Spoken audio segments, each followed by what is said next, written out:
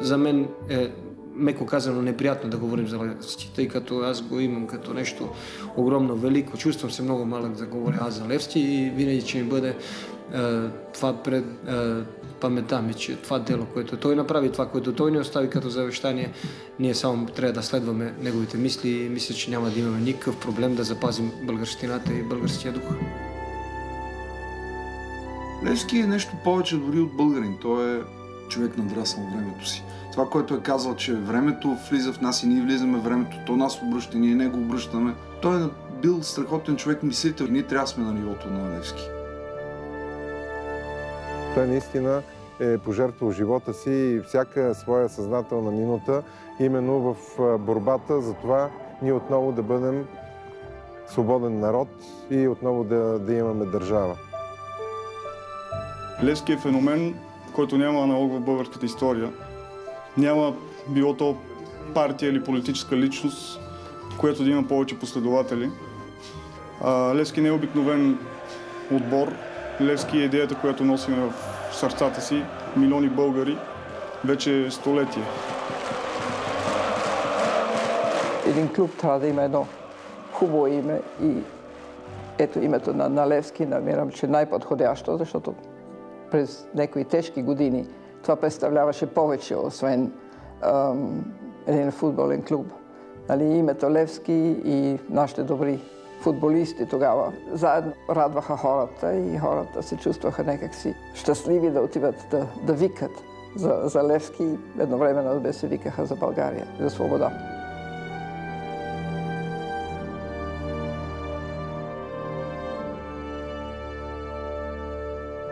Българите, така се казва, ние се отъждествяваме с името на апостола. То е нещо велико за нас. И това, че един спортен клуб носи неговото име, очевидно привлича хората. Това няма никакво съмнение. В годините, когато е създаден националния идеал за обединение на България, е било много силно чувство. И името, което са избрали тези ентусиасти, събира много привърженици дори от само себе си. Най-правилното нещо е да се самоопределиш с една фигура, каквато е Левски. Името Левски е едно нещо, което вече означава огромна отговорност. Няма как да кажеш, че си левскар и от самия произход на думата да изключиш идеята за България от себе си. Както казва Мерсия Макдермот, българите нямат нужда от Бог, те си имат Левски. Та не само любовта към футболния отбор, е патриотизма, който не завещава апостола и обединява.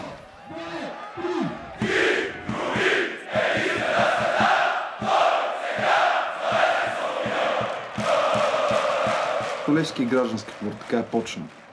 Боркиша, Любомир Пипков. Това е бил наистина народен отбор. Това е бил последния тласък от възраждането. Левски, Славия. Тези отбори така са правени. Това е членската карта на Чичо ми, Анастас Янков.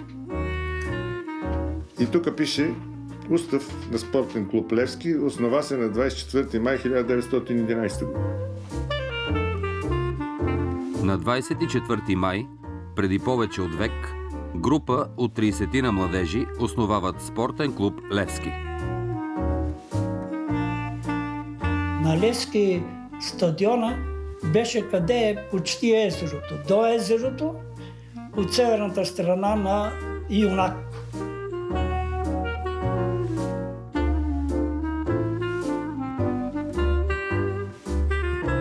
Стадиона е построен с помощи с фактически дарения от запалянковци.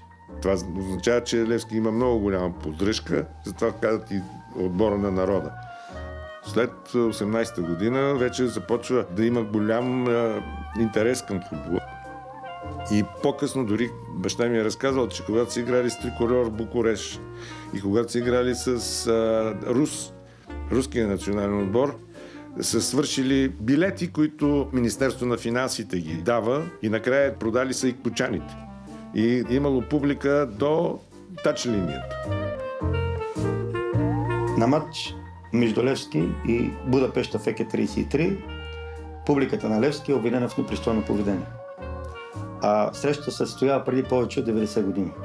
Какво точно е станало на самата среща, разбираме от опровержение от ръководството на спортен клуб Левски, публикувано в вестник Независимост, орган на Национал-либералната партия.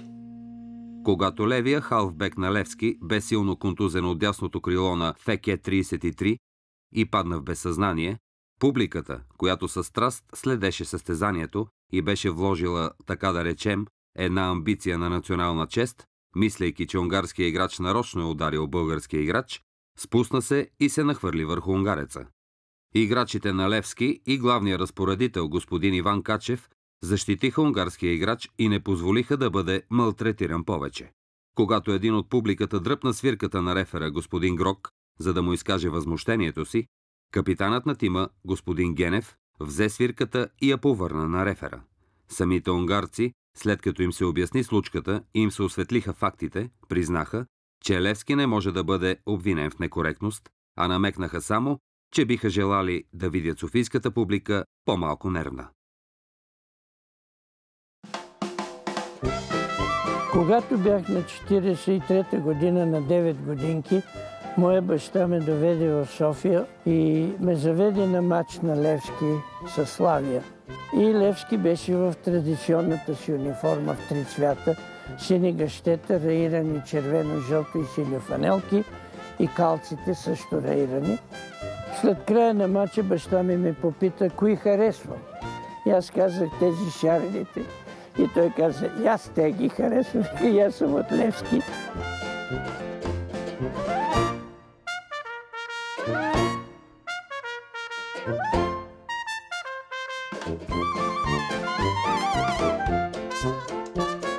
Левски и Славия играеха за царската купа. И тогава се фанахме и на площада на Левски, на паметника, в сладкарицата, изядахме една тава с баклава и аз я платих, защото загубихме.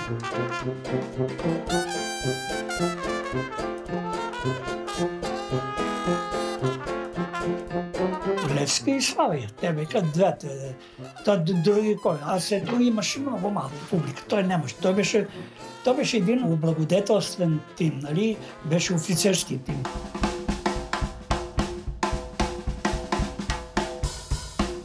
Аз 1941 година постъпих в българската армия Стара Загора, войник млад. След това ме командирова на 2 месеца в София да возим лично генерал Айранова на въздушните войски.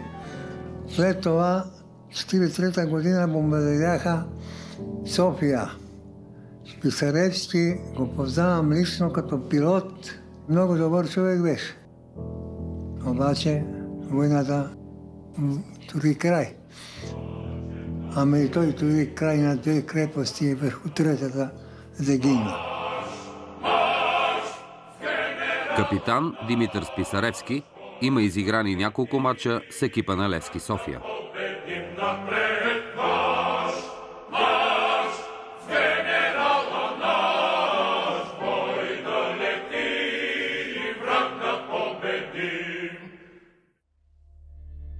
След края на войната, западните покрайнини попадат в територията на новосформираната Югославия. Тук, знаете, братство, единство, Югославия, всичко се даваше. Тито, партия, революция. България беше за нас враг. Но потайно всички ние българи, които имахме самосъзнание, отивахме тук, имаше една среща на Славчета, купувахме си албумите на Левски, играчите, гледахме ги на картички. Като югославски граждани бях фен на Червена звезда. Децата съм ги, синовете специално съм ги възпитавал още като бяха малки да са левскари. Аз това, което го чувствам, аз не мога да го крия. Да не говорим, че за този флаг, който сложих в Българския, имах неприятности от властите. След известно време се изборихме с голями мъки да направим паметник на Левски тук.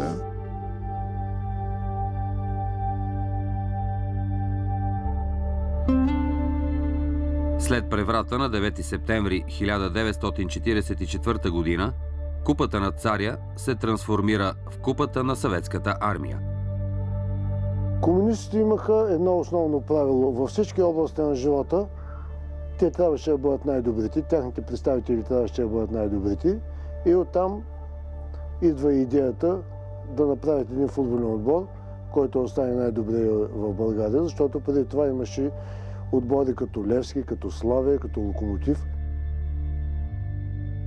ЦСКА минаваше за ЦДН тогава, минаваше за отбор на властта и често печелеше, именно използвайки властта. До създаването на отбора нямаха никакви привърженици, защото те просто нямаха отбор. След като създадаха отбора, разбира се, всички привърженици на новия строй в България станаха тяхни привърженици, защото ЦСКА беше символа на новата власт. Става лесно вече. Кой на първо място? Чорбарите. Всички знаем как, нали? Тази годината и до година така и... Айде, те с бай село, не са виждали топка, станаха чорбарчета и взеха да вират глава повече. Така наричано, както те се наричат армейски запалянкови. Такива армейски запалянкови има само в Русия и в България. В чужденци, примерно, не може да се преведе като значи армеец. Много хора не знаят какво е това. Привърженик на армията. Или си военен, или не си. Първата победа на ЦСКА Септемврийско знаме, или там, както се казва, този отбор с новото имена, която е над Левски, капитана на този същия отбор ЦДНА, ЦДВНМ на ЗГД, казва: ние победихме фашизма в България. Постепенно назрява нова вражда, простираща се извън стадиона. В зала Универсиада на мача Левски ЦСКА по баскетбол имах нещастието да прибия рефера Каменик. Броени секунди до края на мача Левски водеше с 3 точки и рефера даде 3 пъти топката на играчите на ЦСКА, за да не бият с 1 точка в края на мача. Нервите ми не издържаха, моите приятели запалиха някои от седалките, счупиха таблото с резултата. Аз се втурнах към тунела и пресрещнах рефера в тунела. Той си въртеше топката така и се свиркаше, че като го праснах път по носа, му разбих носа, се оплаши и падна на земята и аз го изритах 2-3 пъти и вече милиционерите идваха към входа и избягах в съблекалните. Вечерта много след като свършиха всички мачове, се измъкнах от залата, тя беше заключена, само едно стъкло счупих и се измъкнах и на другата сутрин бях вече в Бургас. И оттам нататък вече историята знам, избягах от България. Изречението беше на турски така: предпочете Турция пред комунистическия рай. След кратък престой в бежански лагер в Турция, Симеон Мишайков емигрира в САЩ и не се връща в България до 1991 година.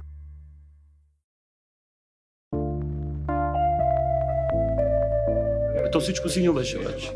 Всичко беше против властта. Значи, тогава на мачовете, не знам сега някой дали ти е казвал, тогава на мачовете на Васил Левски, А сектор, Б сектор, В сектор, всичко беше синьо, когато дербито Левски и чорбарите различни. Чорбарите само войници бяха тогава.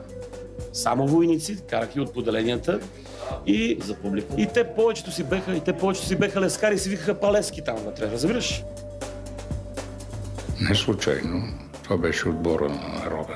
Не случайно да бъдеш левскар беше част от опозиционността по време на комунизма. Забраните, които тогавашната власт слага на народа да живее свободно, да мисли свободно. Именно заради това е толкова голяма любовта към този отбор. И най-вече ходехме на мачовете, това беше протест против властта, против комунизма. ходеше се яко и се викаше за Левски, за истински Левски и за народа. В нас имаше един много дълбок националистичен идеал. Искахме България да е свободна, независима държава. Идеите на Апостола ни вълнуваха винаги. Изразявахме чувството си, според мен, на дисидентство на стадиона. В ония времена, в този затвор, в който живеехме, нямаше много място за комерциализъм. Имаше повече място за партийни подлизурковци, но Левски и левскарите не бяха такива и си беше едно средище на инакомислещи. Тези години, когато се живееше, бяха едни много сиви, мрачни години. Народът навънка беше облечен по един и същи начин. Сиви черни костюми, ние бяхме ученици, задължително сините униформи, костюми, момичетата са ни идиотски сини престилки. И когато аз се озовах на стадион Герена, видях хора с дънкови дрехи, дънкови якета, с нашивки, с дълги коси, с бради и така нататък. Тоест хора различни, хора многоцветни, хора, които нямаха нищо общо с тези, които срещах всеки ден в тролея или в училището, в което учех. И именно защото е бил толкова много обичан този отбор, комунистите ги е било страх. Страх ги е било от народната любов. Страх ги е било, че това е някаква много по-голяма сила от техната безмислена идея. Скоро при разкопки крайни могили колона гранитна паметна открили. Капитела хубав, дремен арабецки и на него ясно пише само Левски. Я подай ми, мамо, сините панелки, дето ги носят знатните левскари. Гунди аз да видя патрата и соколето, да ми стане, мамо, на сърцето леко.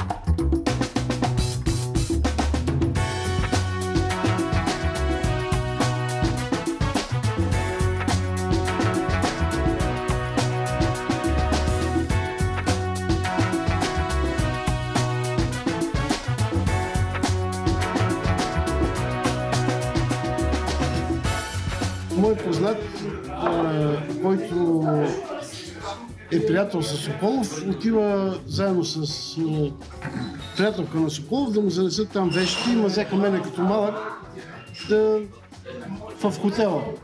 И седаме при Соколов, той с нас едни джапанки, буен такъв нрав. И върви разговор и по едно време се чува, че идва Гунди. Цялото фойе на хотела замлъкна, всички се затаиха. Този човек за мен беше с ореол. Това не е обикновен човек. Не е обикновен човек. Първият път, когато го гледах, мисля, че беше 67 или 8 година. Бях на моя баща на раменете, тъй като бях по-нисичък, не може да го виждам. Той беше нещо като отдушник на хората, които не обичаха системата, която в момента управляваше България, и именно преди това не беше обичан и от самите управници. След матча се обърна към публиката, която Левски дойде, поздрави ги, ръкопляска, поклони се и публиката беше, меко казано, в екстаз. И много радостни, че Гунди е бил сред тях и ги е уважил, без да се велича и без нищо, съвсем нормално, като обикновен човек. Гунди мина покрай мене и мина с едно абсолютно скромно движение, така без се навел, скромно мина покрай мене и си замина като един супер обикновен човек, ама много обикновен човек.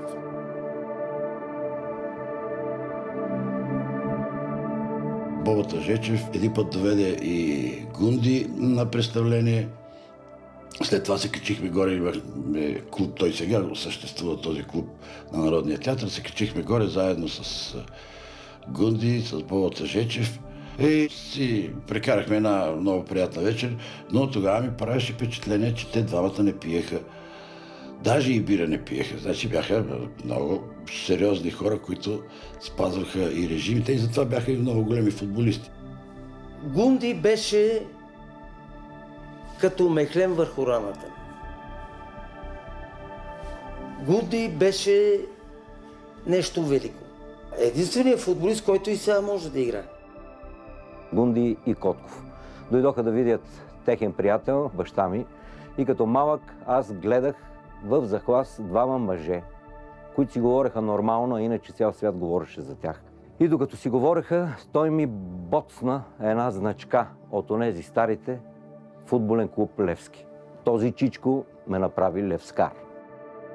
Мой приятел направи снимка на Гунди с 27 топки. Помолих да направи повече снимки, за да може да се разпространят във всички провинциални мачове, където Левски беше гост. Отидах и продавах по левче снимка и продадах няколко хиляди снимки. След като върнах разноските му, торбата с останалите пари я занесах на Герена и я предадах на Гунди. И той пое и вика, какво е това? Викам, това от признателните левскари. И той взема чантата, отворя. Една чанта пълна с няколко хиляди, в което нямаше по-голяма банкнота от 5 лева. Всичко това беше от левскарите. Левче тук, стотинки там. Мачовете му с ЦСКА бяха много тежки, защото имаше двама екзекутори в ЦСКА, които се грижиха за него персонално. Единият беше Борито Гаганелов, другият беше Павел Никодимов. Целта на двамата беше да малтретират Гунди по цялото игрище. Гунди постоянно беше обект на такива атаки, но никога не съм го виждал да седи, да се привива. Ставаше, продължаваше да тича, играеше, защото за него ферплея беше наистина номер 1 в неговата игра и в неговия живот.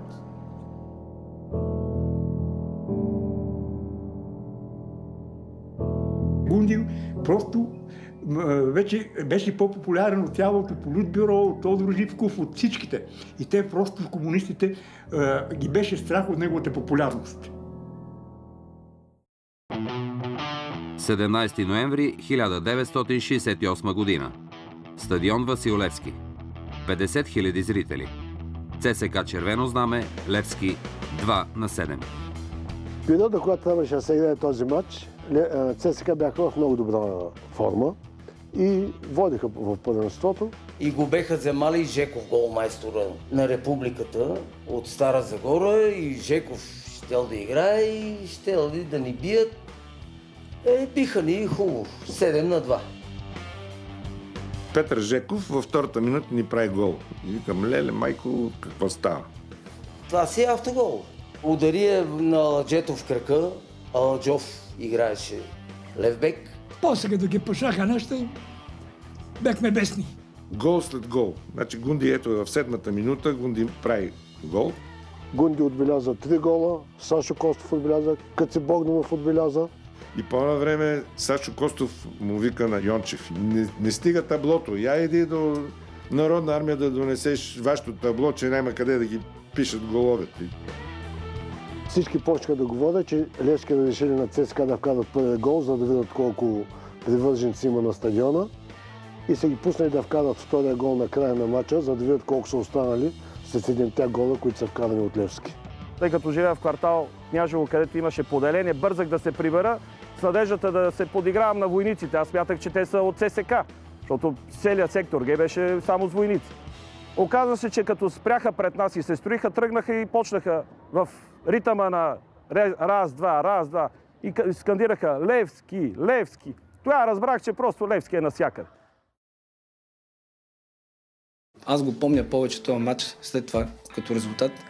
С детската песен по улицата, всички лескарчета, тогава си пеехме, нали, тумбала, тумбала, тумбала лайка, Жеков се вози на таратайка. Тогава хората викаха, наистина изкандираха Левски, Дупчик, свобода.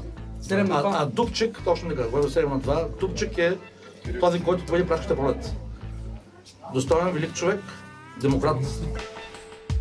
Македонците казват, отбора на опозицията се разви отбора на властта с 7-2. Ние просто бяхме опозиция на комунизма. Всички левскари са фашисти и Борис Велчев става и казва, на мене ли ме наричаш фашизъм? Не всички привърженици на Левски са фашисти, но всеки фашист е левскар. Милко Балев го казва това. Хората скачаха пред трибуната на сектора. Аз бех на сектора, при трибуната на Милко Балев и на Добри Джуров се изби хоро. Хоро играха хората там по пътеката. 2 месеца след този матч е образувано Дружество за физкултура и спорт Левски Спартак. След сливането на отборите на Левски, Спартак и Спортист. То не е отбор на полицията, то е отбор на народната милиция. Нали? Гадната, мръсна, долна народна милиция, най-репресивната част от цялата репресивна машина в България. Левски не е създаден от народната милиция. И това е много важно да се каже, да се знае и завинаги да се отстрани от езика на вечния враг. Ние не сме отбор на милицията. Това, че са го приобщили към народната милиция, е нещо съвсем нормално в уния години, за да може да се контролира най-големия и най-обичания отбор в България, за да могат всички хора да бъдат под наблюдение и под контрол, защото иначе излиза доста дисидентско.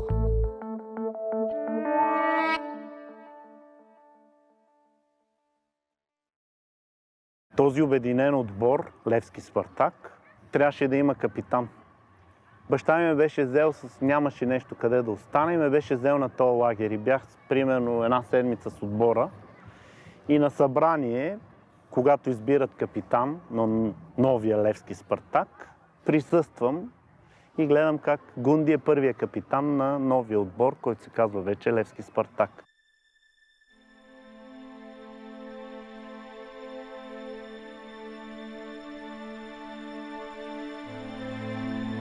На стадион Ивайло във Велико Търново на 13 юни 1971 година в матча Етър Левски Спартак, завършил 1-1, Гунди отбелязва последния си гол.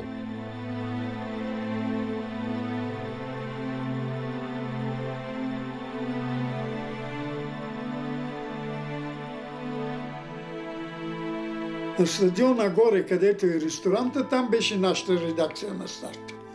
Отивам и гледам, без купчина говорят запалено колегите, а имахме един фотограф, Скрински, той голям лискар, между другото беше. Повечето бяхме лискари, да. И се кръсти, Бог да ги постави.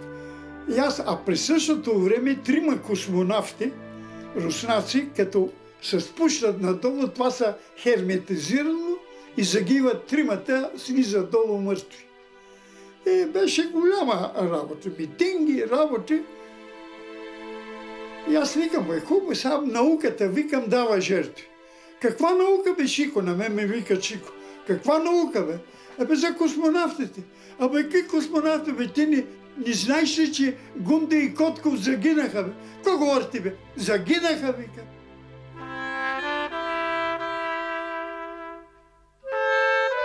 На 30 юни 1971 година, край прохода Витиня в Стара планина, Георги Аспарухов загива в автомобилна катастрофа, заедно с съотборника си Никола Котков.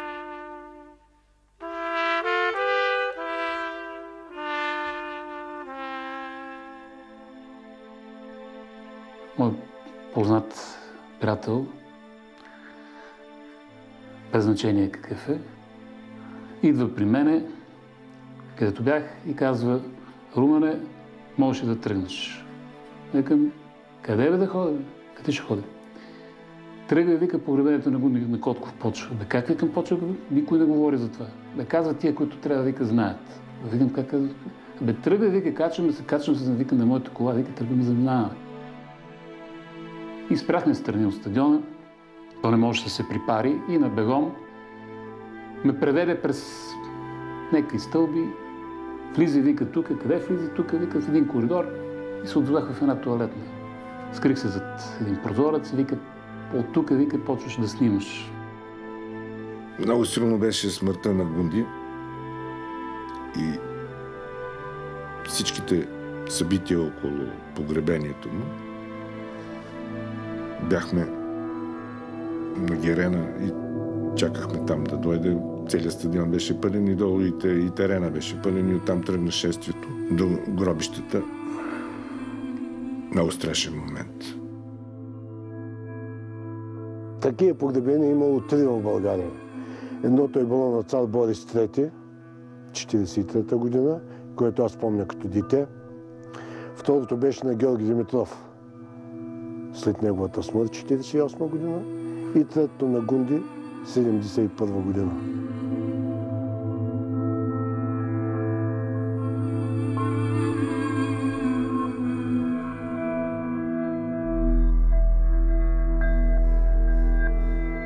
тогава властта, имам пак и аз смътен спомен как се стъписа, защото ако на големите манифестации за 9 септември, за 1 май, хората нарочно ги караха едва ли не срещу подпис да отиват да участват в манифестацията, то тук многохилядно множество се стече да отдаде последна почет.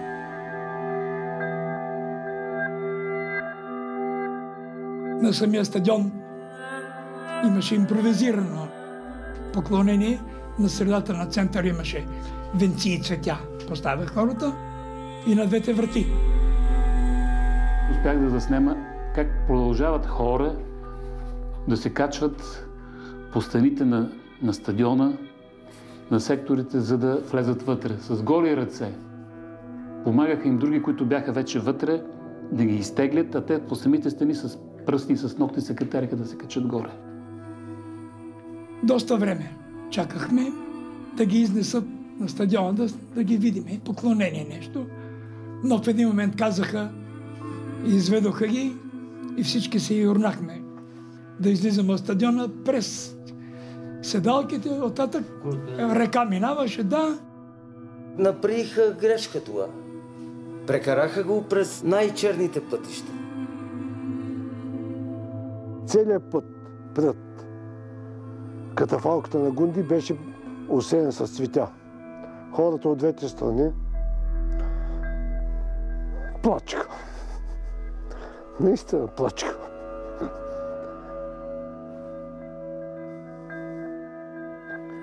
В самите гробищи беше някаква страхотна вакханалия.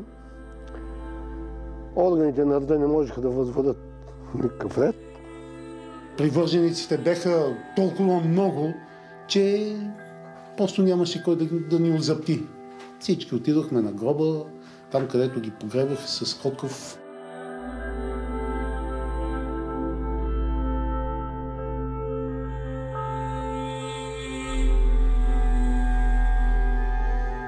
Нямаше реплики, нямаше нищо, имаше просто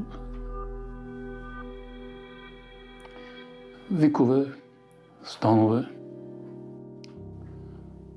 и така.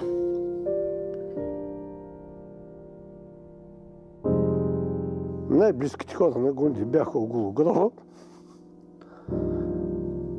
Там се произнесаха няколко речи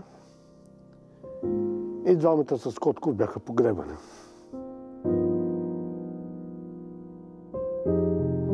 Това беше Гунди. Една легенда за България. Не само като спортист, но и като човек.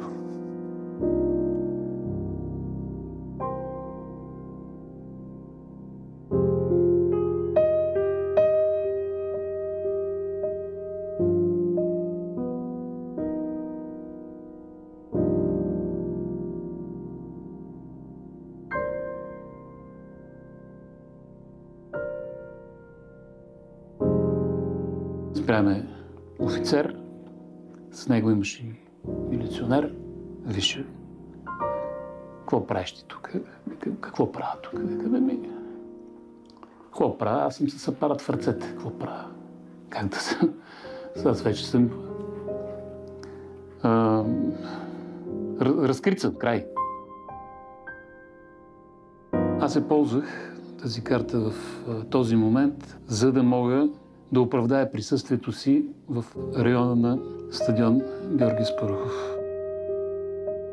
И ги бях прибрал, даже съм ги крил, бях се постарал да ги забравя даже и къде са.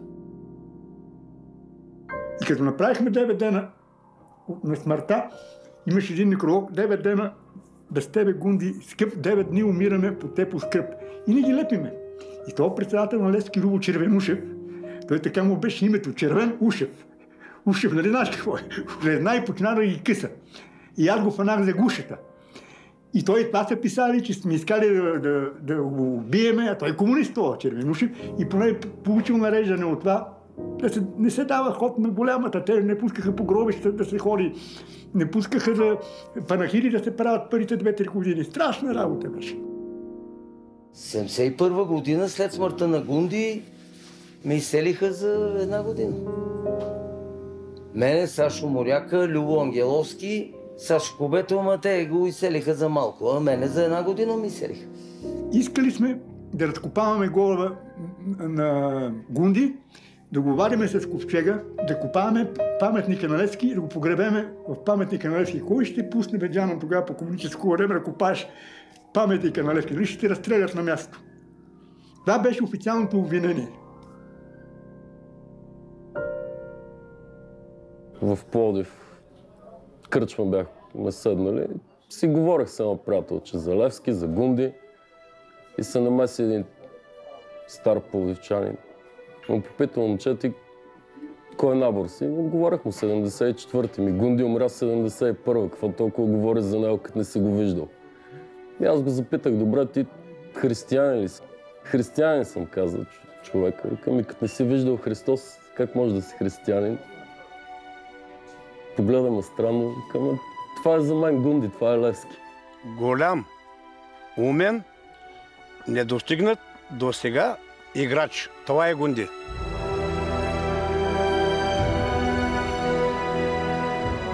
Както хан Аспарух е хан на всички българи, това е нашия хан.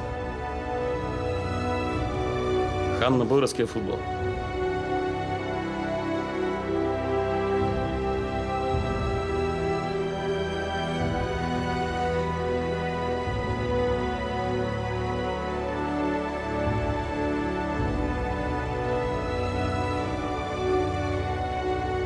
Привърженици на Левски София самодейно произвеждат фенски артикули.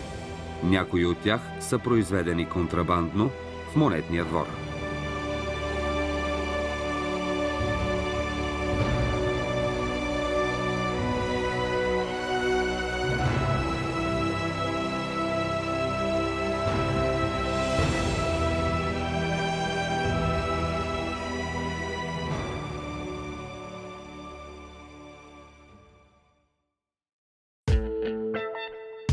На 17 март 1976 година, пред повече от 70 000, Левски побеждава Барселона с 5-4 в четвъртфинален матч за Купата на УЕФА.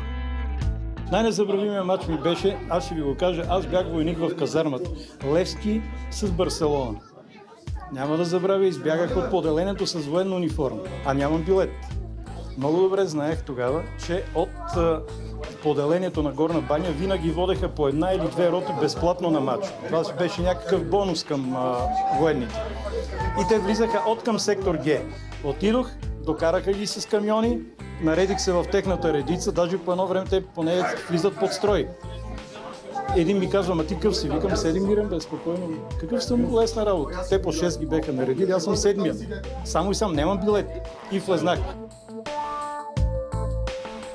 Не само невижданата атмосфера на стадиона, да вкараш 5 гола на Барселона, да в 12-та минута да им водиш с 2-0 и да се надяваш до последния момент. И независимо от смяната на резултата да бъде всичко, което се случи на този матч. За мен това е най-великият матч и той е европейски, защото Левски показа след 4-0 първия матч с съдийските аванти в полза на Барселона, Левски показа един невероятен дух. Просто бяхме изключително горди, че сме левскари след този матч.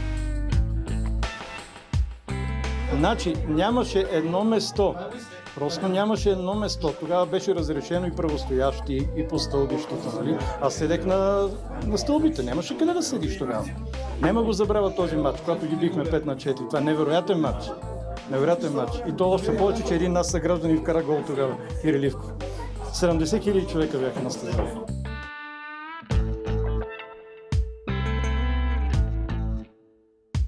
Спомена за сектор Б няма как да се опише. Това е нещо незабравимо. Всичко посинява, всичко около теб е в възторг, екстаз от първата до последна минута. Падаме, биеме, ние не спираме. Подкрепяме любимия отбор. Значи тогава нямаше за Герена специално. Сектор Б си беше винаги сектор Б. Значи тогава се събираха не толкова както сега организирано, но все пак по-младите, по-прогресивните, всичките си бяха в сектор Б, още от тогава.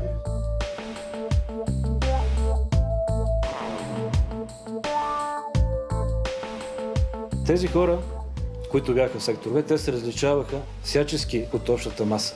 От общата маса, която построи, имаше еднотипно мислене, страхуваше се. Тези хора бяха различни.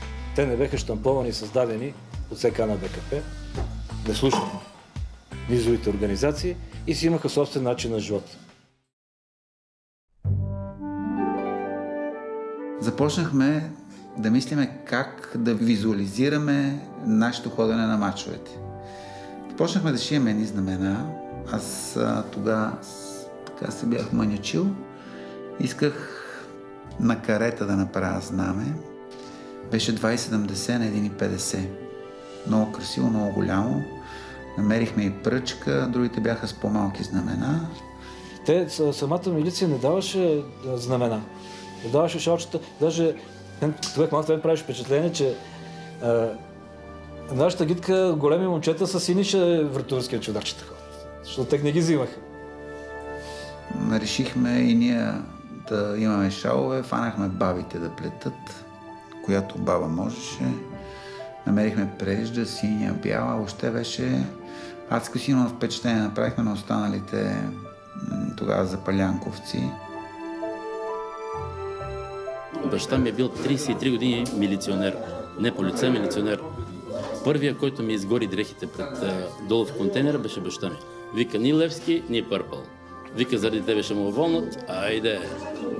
След няколко дена майка ми отива, почва да бродира. Левски отсекаде, так, целият син.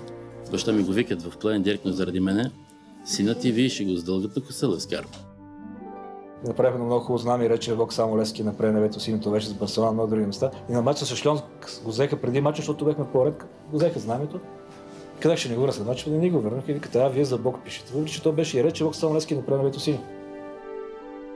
Един от мачовете, който така ще запомна, е с Олимпиакос за купата на УЕФА. Тогава пуснаха от дружеството на Левски, пуснаха шалове в продажба, масова продажба и сектора на този матч изглеждаше така, както си мечтаехме, както бяхме гледали по английските стадиони, как всички са опънали шаловете. И лека по лека започна тази мода. Знамена големи, шалове, бомбичките бяха ясни, минимум и бял бронз. Вкарваха се по-лесно, отколкото сега, но сега пък се гърми значително повече.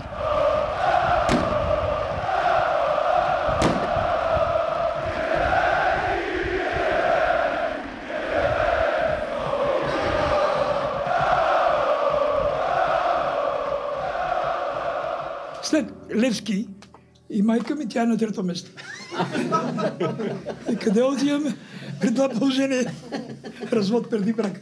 Не се смейте, ще се заразя.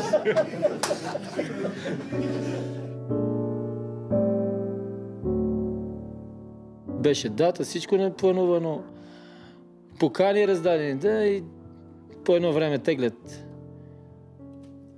Жребия Левски Цески град точно на моята дата. Казвам на жена ми, че сватба няма да има. Тя, както и да е, ама в крайна сметка удължихме сватбата. Ходихме си на матч и така. Модев беше, така се казваше началника на затвора. Модев, той почина. И той вика, аз 20 години съм в тази система, никога човек не е бегал заради матч. Бегал е за жена, за отношения, за граница, за деца, за всеки други работи. Но за матч никой, ти си първия. Какво ще правим? Аз викам, да, аз знам сега какво ще правим. Ти вика, знаеш ли, вика, че като падне Левски, аз не идвам, вика, по една седмица на работа. Викам, то от нашите. 8 души от тази снимка, след това влизат следващата година в мъжкия отбор на Левски, 82 година, и така наречените бебета на Бобата Жечев. За мен това е големият отбор на Левски с 8 юноши, които след това 84 година станаха шампиони на България.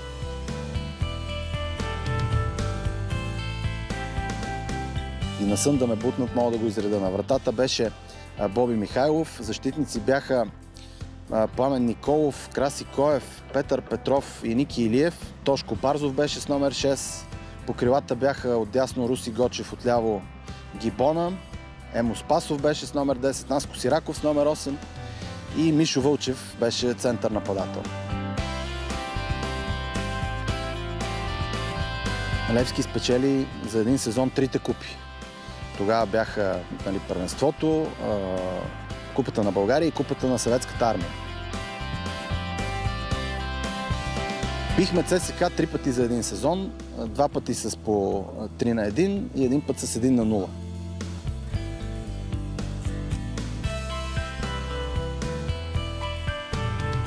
най-славните мачове за мен са срещу Щутгарт. 2 години подред няма друг български отбор, който отстранява 2 години и е детронирал немски отбори. Шампион на Европа. Да, 2 години подред. Доста от мачовете не се предаваха по телевизията. Аз си спомням гостуванията ни в Щутгарт, ги слушах по радиото на един стар ВЕФ, на който така коментатора много бързаше да коментира и да обяснява секунда по секунда какво се случва на матча, така че да можеш да си го представиш. Като развръзка и като напрежение, това са мачовете с Щутгарт, когато ги бихме с 1-0 в 90-та минута с гола на Мишо Вълчев. Беше невероятно напрежение. И тогава нямаше факли, нямаше нищо и хората паляха вестници. Много дълъг период, от 1948 до 1989 година, част от лидерите в агитката на Левски са следени от Държавна сигурност. В ръцете си държа донесение, описващо поведението на водач от синята агитка след много важен матч на сините. Считам за необходимо да ви уведомя, че след матча Левски-Спартак ЦСК бях в групата на привържениците на Левски. Както винаги беше идеолога на групата Иван Иванов. След завършването на матча тръгнахме по улицата и тъй като групата беше от 200 човека, всички викахме Левски, всички бяхме въодушевени от победата и на възраст от 15-20 години. При излизането на булевард Обухин имаше служители на МВР, които приканиха участниците в групата да се движат наляво. Направи ми впечатление, че когато служителите на МВР приканиха участниците от групата да тръгнат към Дружба, Иванов, както се стараеше да не бъде забелязан от органите на МВР, започна да скандира: „Хей, чуй ЦСК, Левски значи свобода“. Това беше нещо характерно за него и след други срещи е действал така и подтиква младежите да не се подчиняват на органите на властта и да създават безредици. Същият обикновено посещава ресторантите Чайка, Стадион и други, като пропагандира западния начин на живот и хули социализма като цяло. Един от най-употребяваните му изрази е, че СССР е империя на злото. ЦСК печели Купата на България след безобразно съдийство и меле, в което участват почти всички футболисти от двата отбора. Този матч им даде повод на ЦК на БКП да се намеси в футбола и да преименува отбор на Витош. 18 юли за мен е най-черният ми ден след смъртта на Гунди. На тази дата гадовете, които решиха месец по-рано да махнат, да закрият футболен клуб Левски, точно на тази дата, на рождения ден на нашия патрон, обявиха, че закриват футболен клуб Левски и създават на негово място ФК Витош. Славия по-Дунско кладбище не бяха кръстили. Какво общо има Левски с Витош? Нищо. Тогава ние викахме Левски, защото Левски за нас името и смотания полицай ме фана и ме свали от седалката. аз поне се бех на път сектор и горе на високо имаше се пейки. И седех и там викахме и кофеехме на нашия отбор и той го ми свали земята, вика няма да викаш Витоша, Левски ще викаш Витоша, викам Левски, единствен отбор за мен. Изметоха седалката с мен, вънка беше, валеше дъжд, измиха седалката с мен смотните стражари. Още първият матч, който беше срещу ЦСК, той беше на Народна армия, гонеха с цели редове. С цели редове и даже ние взехме да се отговаряме, ти ставаш, викаш тък и целият ред тръгва, защото вече знаеш, ще бъде изгонен. Следващия ред пак вика. И най-хубавото, което ми направи впечатление след тези матчове, след преименуването, че независимо от репресиите ни ставахме повече. Все повече и повече.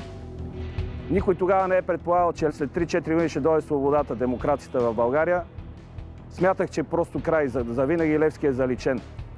Този отбор никога не е предаван от неговите фенове. Бил съм свидетел и в тоталитарните времена, свидетел съм и на днешно време.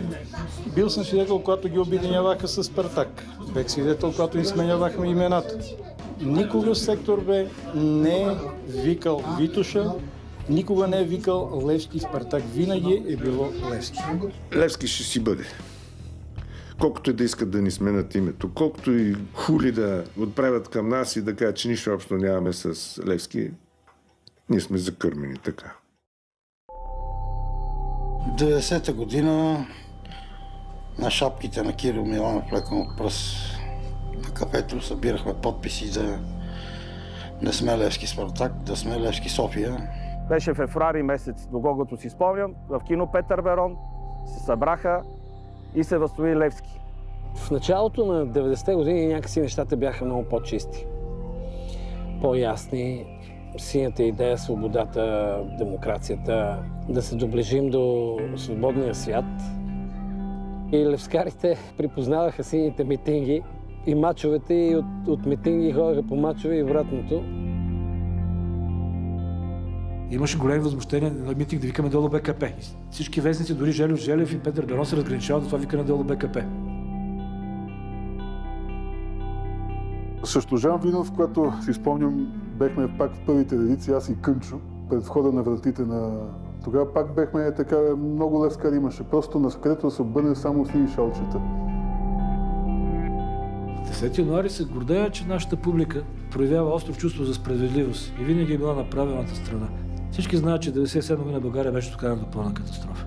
Знаеха, че на дори древните спестявания на най-бедните спестители бяха ограбени от тогавашната банкова клика с правителството, което беше тогава на Жан Виденов и на Комунистическата партия.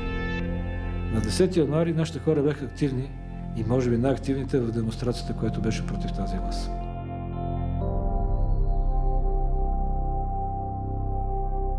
Във всеки български град, в който Левски гостува, стадионите са пълни, просто защото хората идват, за да гледат Левски София.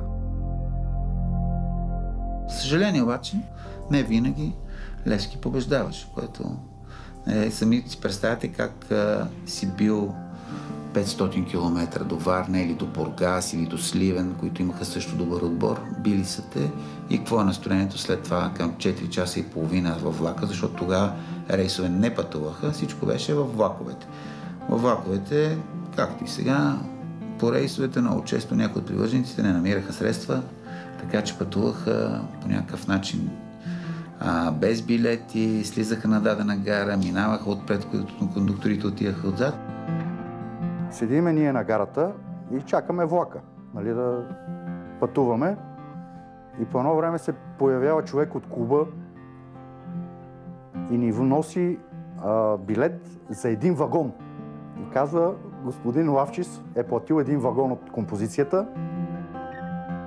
На първите ми мачове, като ходих, тогава имаше по 2 ченгета във влака, идваха само при нас и казаха, нали, като се разбере, че сме около 20, 30, 50, 100 човека, никой няма билет, идваха и казаха, момчета, няма проблеми, знаем, че сте за мача, само да остане вагона цял, пътувайте си и всичко хубаво.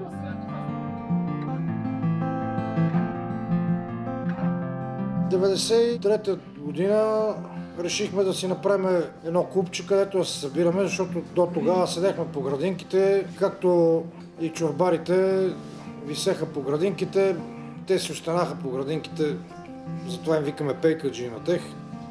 По пейките ние решихме да си направим едно клубче, където се събираме, да си организираме екскурзии, да си гледаме мачове.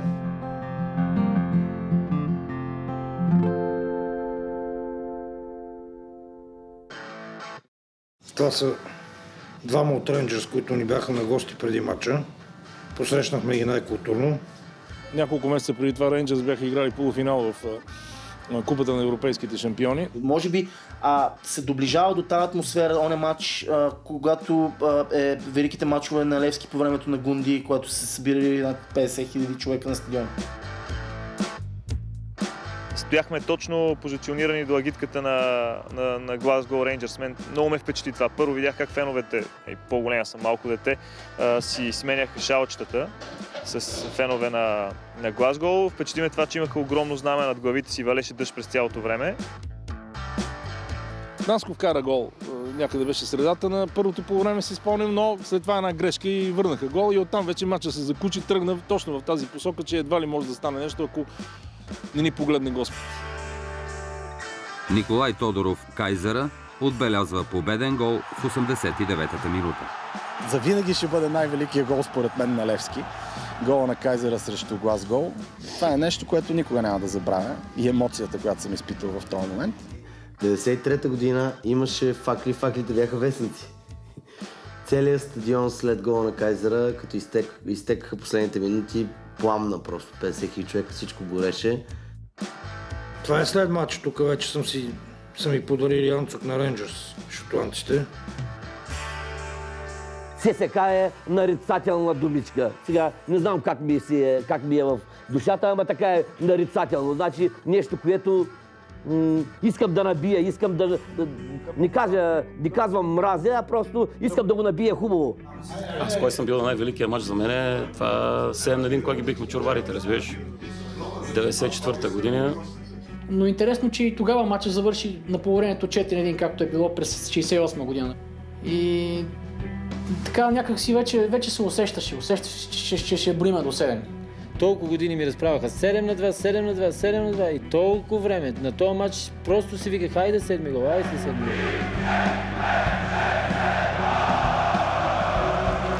Давай поне да минем седмицата 6-7, викам, айде поне още да минем тази седмица и не можахме да минем, остана се на 7. Това е истинска трева от Васил Левски при 7-1, който наказахме чорбарите. И ме докараха един път един чорбар, Тошко Шарана му вика тук един пропаднал такъв чорбар. И му викам, какво това, братче? Той вика тревичка. Викам, на какво мерише? Той вика, на трева. Викам, как на трева, бе, братче? Мерише на 7-1, бе. Чорбар керлив. И той плаче.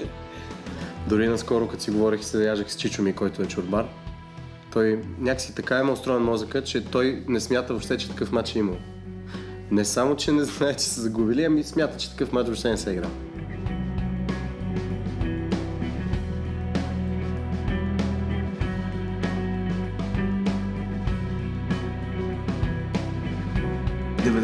година, 13 май, когато е финала за Купата на България. 50 годишнина на ЦСКА. Празник. 5-0 ги бихме. Огромно удоволствие. Това ми е един от най-скъпите спомени. Много беше мило. Невероятна игра на сините и по численост около 30 000 бяха фенове, 33-4 000 бяха феновете на Левски срещу 17-18 000 на тези на ЦСКА.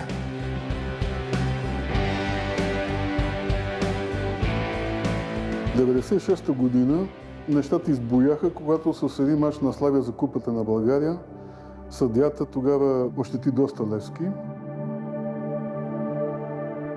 Имаше изключително големи скандали, натиск от страна на групировки върху играчи, върху съди, върху ръководството на клубове, включая и състезатели на нашия отбор. И Лавчис тогава поведе на матча с Локомотив София. Играхме на стадион Славия. И направихме едно шествие от руски паметник до стадион Славия и се бехме събрали доста една солидна група към 3-4 хиляди души. По телевизията, по радиото, кой какво чул, събирахме се там, където кажеха. Явно беше, че този поход не беше с цел да се подкрепи Левски с дадения матч. Този поход беше срещу начина, по който тогава беше унизен Левски и Славия стана шампион.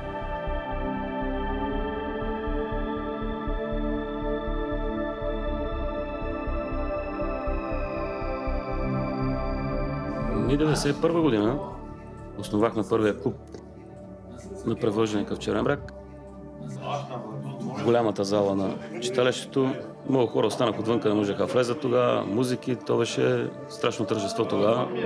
Озаговихме клуба. Първият в България узаконен клуб е в Черен бряг на превърженика.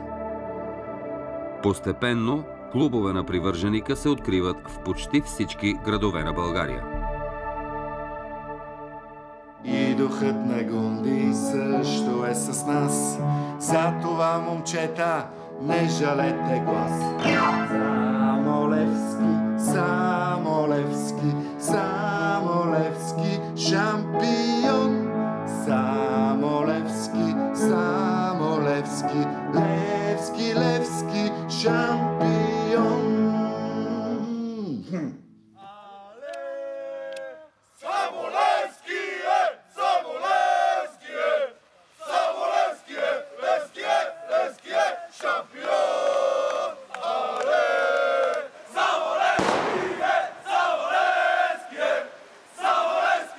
Левски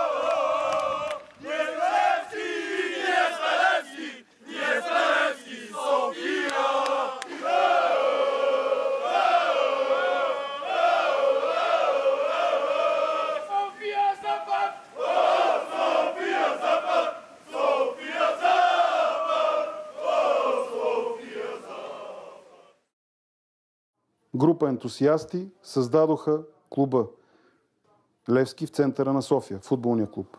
Така група ентусиасти, повечето от западните квартали, създадоха клуба на привържениците Левски София Запад. Няма директива от собственика, трябва ми фен клуб, ще ви дам едни пари и вие сега ще станете клуб. Но ми трябва някой да ходи стъпаните наляво дясно. На всички им трябваше този клуб. Защото тогава нямаше кой да защитава интересите и да организира публиката. Всеки може да си говори на стадиона всякакви неща от своя име, но когато има някой, който канализира идеите, канализира мнение, тогава се чува много по-добре. И това е много важно, защото има много хора, които застават зад една обща идея.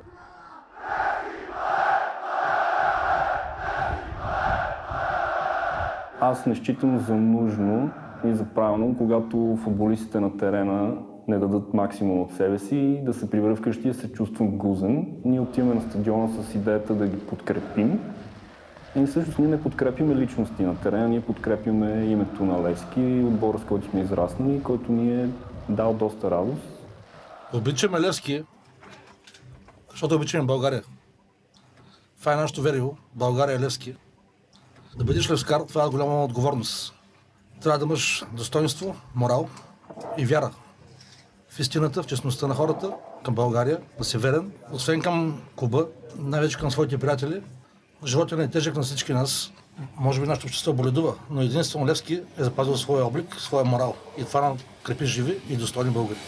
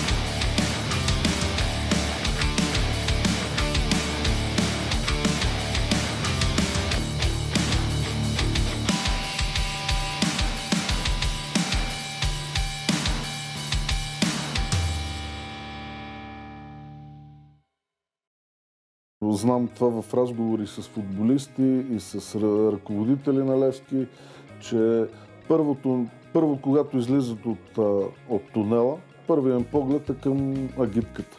Значи, когато има агитка, отбора винаги играе доста по-добре. В живота си съм виждал поне, айде да не казвам голяма цифра, сега да не ги изборявам, със сигурност 50 много тежки мача. Говоря от тежките мачове на Левски, които са били печелени от публиката. Инициативата за фонда беше започната към края на 2007, началото на 2008 и основната идея на фонда тогава беше, че с парите, които събираме, ще може да финансираме сектор Б, гледна точка на знамената, старите знамена на НФК, с които разполагахме да направим нови двупръчкови знамена за вене и така нататък, както и малки хореографии. Краткосрочната цел всъщност беше да променим изцяло облика и визията на сектор Б и на агитката на спортен клуб Левски. Смятам, че тя е постигната и това е видимо от всички. Доказателство за ефективността на това, което сме направили е, че другите агитки в България всъщност изкопираха нашия модел, дословно. Произвеждаме висококачествени артикули, които продаваме на високи цени и целият капитал, от печалбата, който пристига в нас, всъщност чрез пълна отчетност се реинвестира в визията на сектора, в различни хореографии, в инициативи извън стадиона, извън залите. Хореографията носи послание, което се надяваме, че футболистите го виждат и го четат и го възприемат, за да може да се надъхат за дадения матч.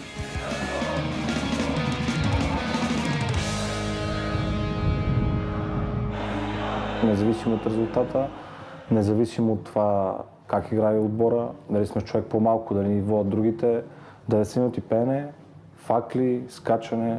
Това е най-добрата хореография.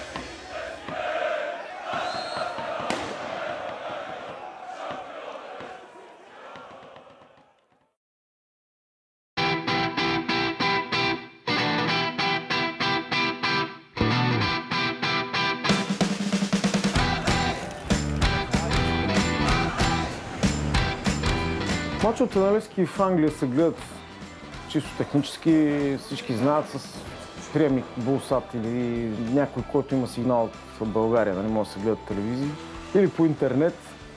Не бих казал, че изпитвам удоволствие да гледам Левски по този начин. За мен много по-смислено и качествено, ако мога да бъда на стадиона. Винаги, когато съм си бил в България, не съм си поставил за цел да ходя на мачовете само с решаващ характер. С ЦСКА или в евротурнири или финали за купи и така нататък. Винаги, когато съм можел, съм искал, съм гледал да присъствам. Просто ни отидахме, защото ще знаехме, че ще гледаме Левски.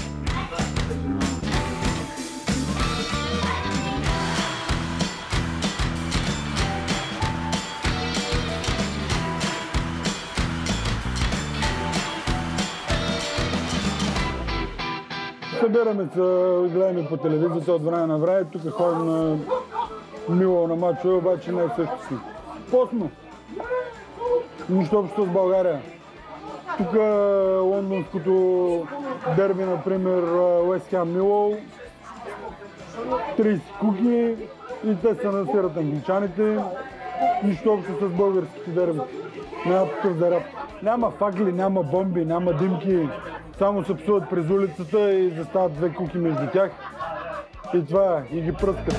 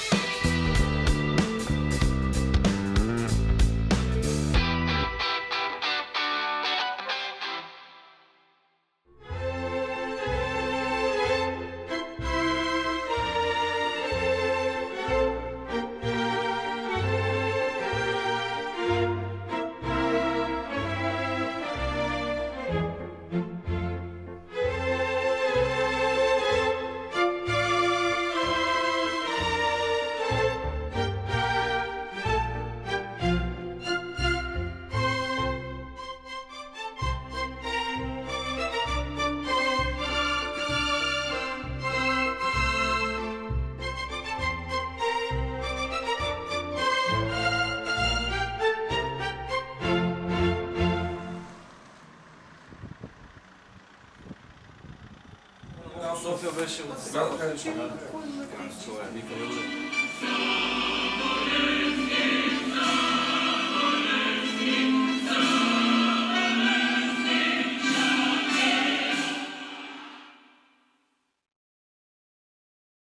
Периода, в който наистина видях Левски какъвто го исках, това беше след 2004 година.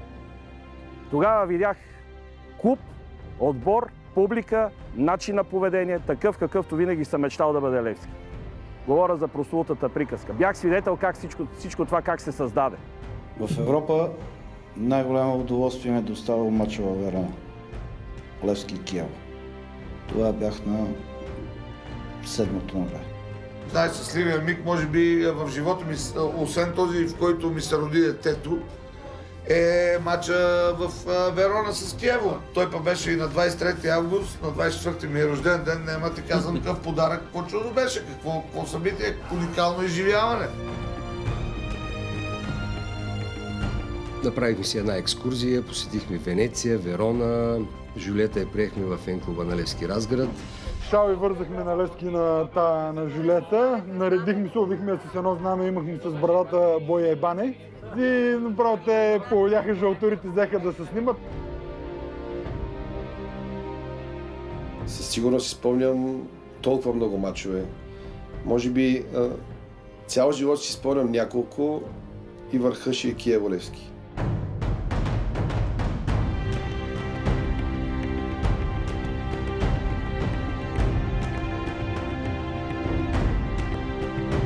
Щях да умра на втория гол. Бях умрял от глад и на почивката жена ми донесе бисквити. Хапнах 2-3 буквално, матча почнах да коментирам и докато тръгне играта, Бардон вкара гол. Като ревнах гол, една троха ми заседна на кривата гърло. Буквално виках, докато трохата ми правиш така и така, стриз да влезе и да си остара някъде на стадиона. Най-интересното беше, че до мене седеше човек и вика, и те остават 40 минути. Тия моли да ни вкарат за 40 минути 5 гола. Викам, ти луд ли си, ще ни вкарат 5 гола, не могат да ни вкарат. И така беха едни трепети, едни радости. Това е снимката, която може би най-щастливия миг в живота ми. През годините различни скандирания са се появявали в сектор Б. Но тогава се появи най-простичкото, най-обикновеното. Само Левски обичаме. Този невероятен миг да усетиш, че отиваш точно там, където ти е мястото в Шампионската лига.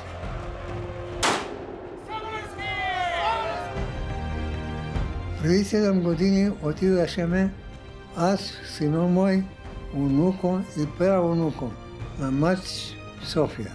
Сутринта станахме и аз се обаждам на няколко мои приятели в София да го обявят медийно. И те казват, това е уникално, но питат ме, ама как ще докарате дядото, бе? Пък аз викам, как да го докараме? Той шофьор, той ни кара, бе. Ние седим отзад, бе. Въпреки че знаехме, че играем с голям отбор, бехме напълнили стадионите, дори знаехме, че ще паднеме, но бехме истински фенове и искахме да подкрепиме нашия велик клуб.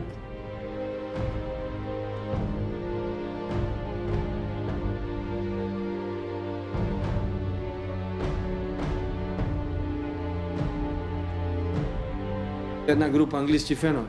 Тази снимка виждате. Тия англичаните гледат. Да.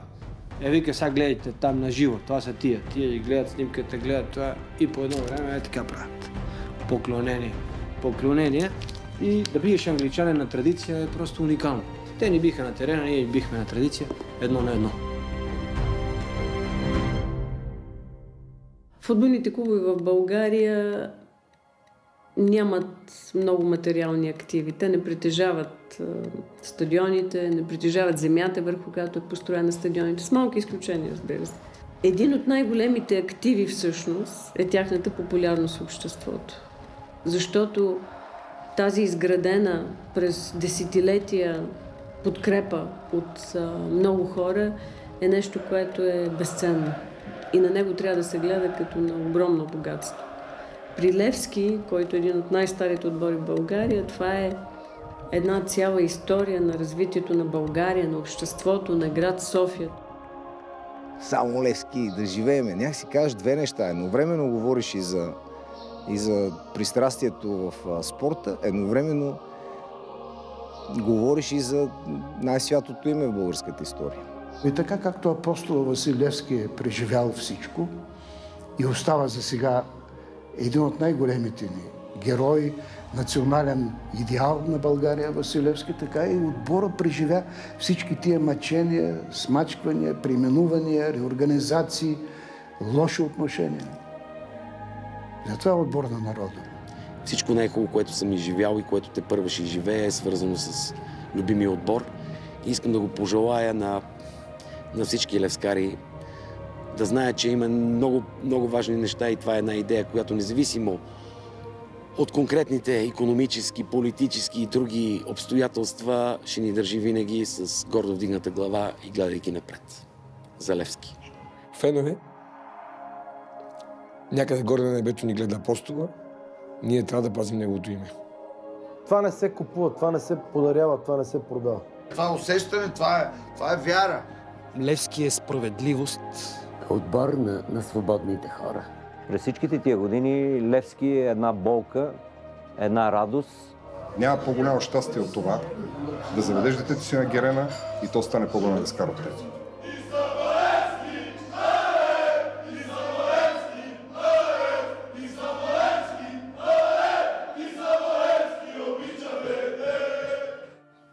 Първо обичам Левски, че казвам внучетата. Имам две внучета, първо Левски. Те го знаят това. В крайна сметка всичко на този свят е временно. Днес имаш къща тук, апартамент там, имаш кола, имаш работа, утре нямаш. Един ден имаш всичко, друг ден нямаш нищо. Но в крайна сметка Левски е единственото нещо, което остава в сърцата ни и то е завинаги. За мен е религия.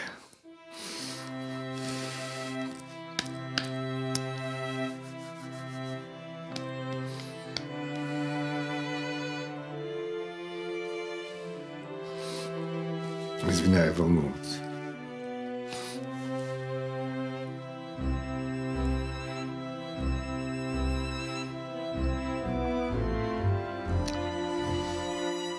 Аз свързвам името на клуба и Левски. Кумир. Като погледна тия тук картини, това нещо, това ми вдъхва живот. Просто това е религия за мен. Като се събуда сутрин, като влеза тук, това ми е гаража, си изкарам колата и като ги видя и ставам с настроение, с някакво чувство, не мога да го опиша, просто това е някакво невероятно чувство за този клуб. И искам пак призив да дам към всички фенове, трябва да ги подкрепяме, дори когато сме най-слаби, не да ги освиркаме, ги псуваме, трябва да се сплотиме заедно всичките, цяла България, защото Левски, това е всичко, Левски, това е народа, това е България. Не е случайно тук на това българско знаме отдолу е сложен апостол. Това е нашия отбор и нашата родина и трябва да живеем с този клуб.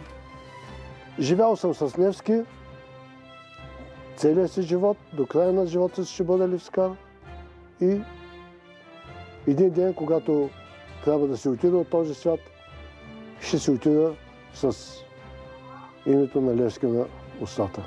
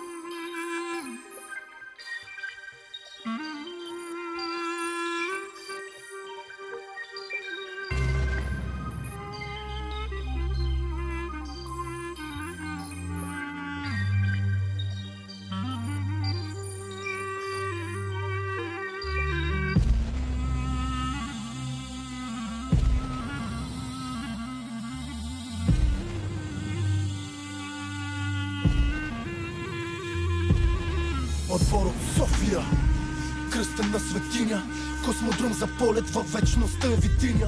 Удря гръм, небето святка, народа страда безутешно за славната девятка.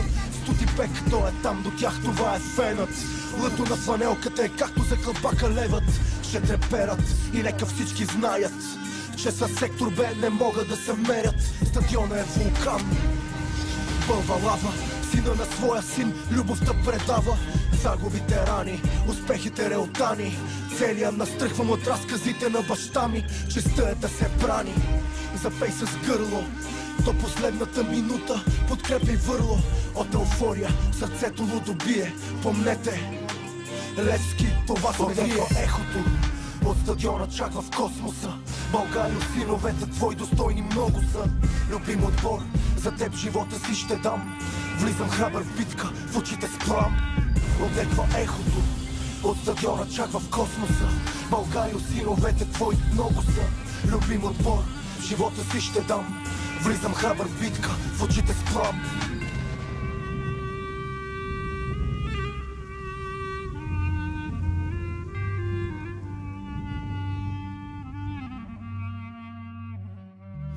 Горди българи сме, потомци на герой велики. Били сме победители, били сме в вериги. Един отбор обичам, всеотдайно, безумно чисто от моето детинство. Юмруците с тумана, Герена ни е храма, свободни като полет на орела над Балкана. Историята древна пазим завещана от предците, с кръвта от тях пролята, фланелката е свята. Запомни го, кратък е пътя, от Осана до Разпни го. Преживяхме и го, от шипка чувам още онзи славен грохот. Живота ни е кръстоносен поход, нека примера на Гунди да възкръсне. Тежко на тоя, който да петни, името ни дръсне. Лескар да си братко е дума голяма, лескар да си братко е чест. Само Левски. Само Левски. Само Левски. Само Левски. Само Левски. Само Левски. Само Левски. Само Левски. Само Левски. Само Левски. Само Левски. Само Левски. И само Левски, оле! Само Левски. Само Левски. Само Левски. Само Левски. Само Левски. Само Левски. Само Левски и Силони Б. Само Левски. Само Левски. Само Левски. Само Левски. Само Левски. И само Левски. Само Левски. Само Левски. Оле! Само Левски. Само Левски. Само Левски. Само Левски. Само Левски. Само Левски, разбира се. Само Левски. Само Левски. Само Левски. И само Левски. Само Левски. Само Левски. Само Левски. Само Левски. Само Левски. Само Левски да живее България. Че един е вимпел на луната, един е Левски на земята и през трупища и кърви и Левски пак ще бъде първи. Само Левски. Само Левски. Само Левски. Само Левски. Само Левски. Само Левски. Само Левски. Само Левски. Само Левски. Завинаги само Левски. Само Левски. Само Левски. Само Левски! Оле!